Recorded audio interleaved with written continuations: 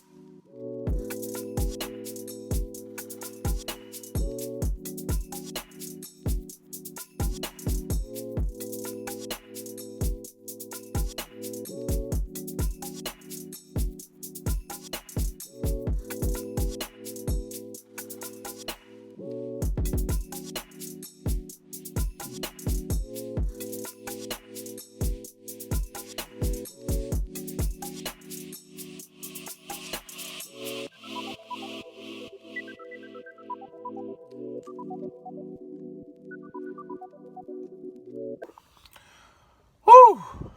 Alright, so I've made it. We've made it. Made it to my little spot that I usually park at.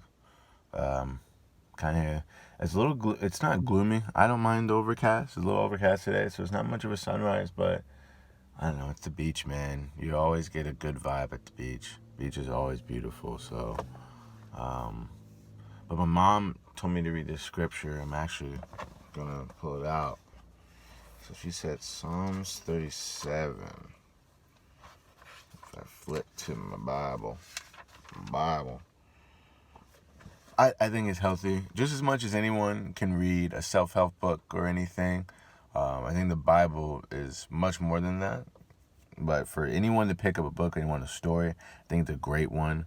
A lot of people seem to reject it, hate God, and all this stuff. It's a historical document. I don't care what anyone says.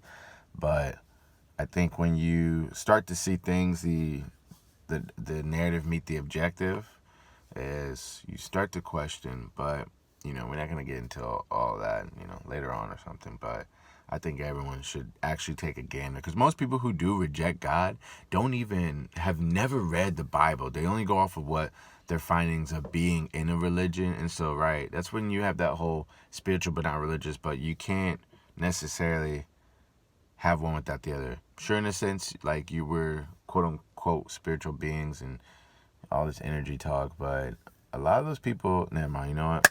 Now we're going to go there, but let's read the scripture. So, Psalms 37. It says, I'll probably have to read the whole chapter. But we'll start. Well, actually, Psalms is pretty much smaller.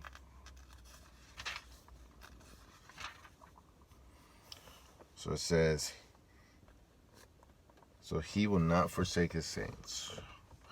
Of David, fret not yourself because of evildoers. Be not envious of wrongdoers, for they will soon fade like the grass and wither like the green herb. Trust in the Lord and do good. Dwell in the land and befriend faithfulness. Delight yourself in the Lord, and he will give you the desires of your heart. It's a lot. Trust in the Lord and do good. Dwell in the land and befriend faithfulness. Delight yourself in the Lord, and he will give you the desires of your heart. And it's funny because a lot of people lead with their heart and a lot of things that they do, and it ends up hurting them more than they do by following it. Commit your way to the Lord and trust in him, and he will act. He will bring forth your righteousness at the light and your justice as the noonday. Be still before the Lord and wait patiently for him. Fret not yourself over the one who prospers in his way, over the man who carries out evil devices. Over the man who carries out evil devices. Is that our phones? Refrain from anger and forsake. Wow, it's starting to rain right now, guys. So you can see, look at that. It's starting to rain. Refrain from anger and forsake wrath. Fret not yourself, it tends only to evil, for the evildoers shall be cut off. But those who wait for the Lord shall inherit the land. In just a little while, the wicked will be no more. Though you look carefully at his place, he will not be there. But the meek shall inherit the land, and delight themselves in the abundant peace. The wicked plots against the righteous and gnashes his teeth at him, but the Lord laughs at the wicked, for he sees that his day is coming. The wicked draw the sword and bend their bows to bring down the poor and needy, to slay those whose way is upright. The sword shall enter their own heart, and their bows shall be broken. Better is little that the righteous has than the abundance of many wicked, for the arms of the wicked shall be broken, but the Lord upholds the righteous.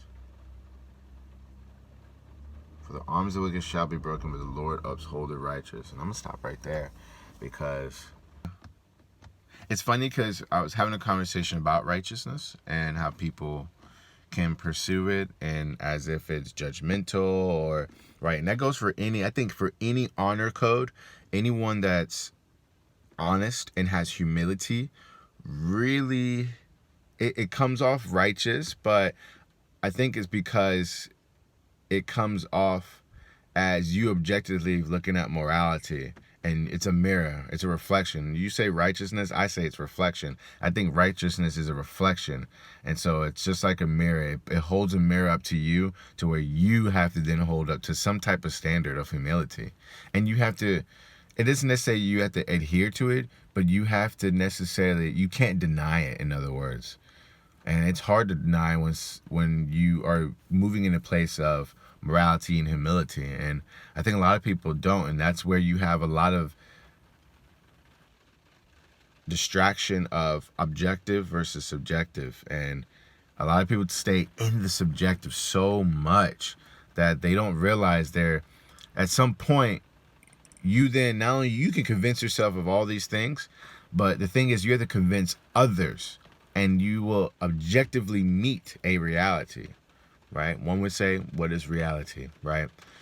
What is the real reality if you do really meet it? I would say, just in simplest terms and not getting in a philosophical debate, life and death.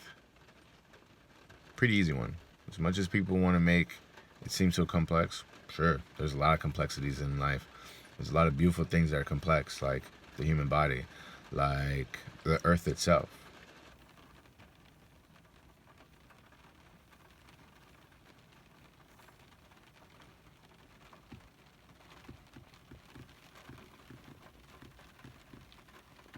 There are patterns when it comes to things, I think, and that's what we default to as human nature. To some distinction, we don't lineate that much. Whether you deem life exponential, whether you deem life linear. I think for the most part, I like to, I don't know if I like to think, I just, for the most part, from what I've seen from my objective view, life is pretty linear. And so that's the funny part. So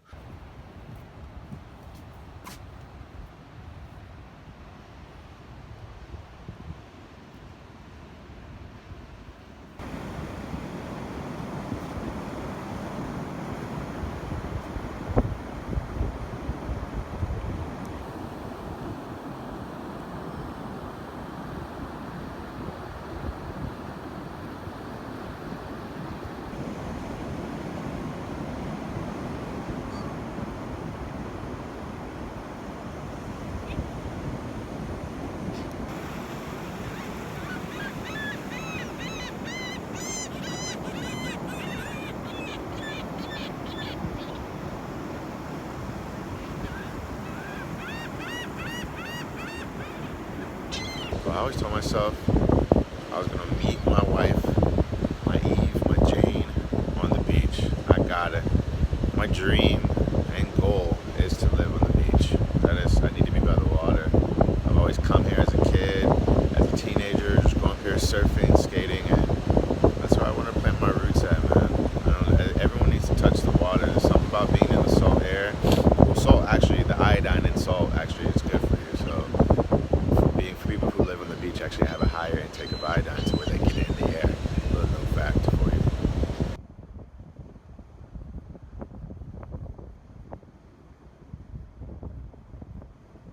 It seems though, when it comes to reality, we tend to conjure and displace a utopia in our head.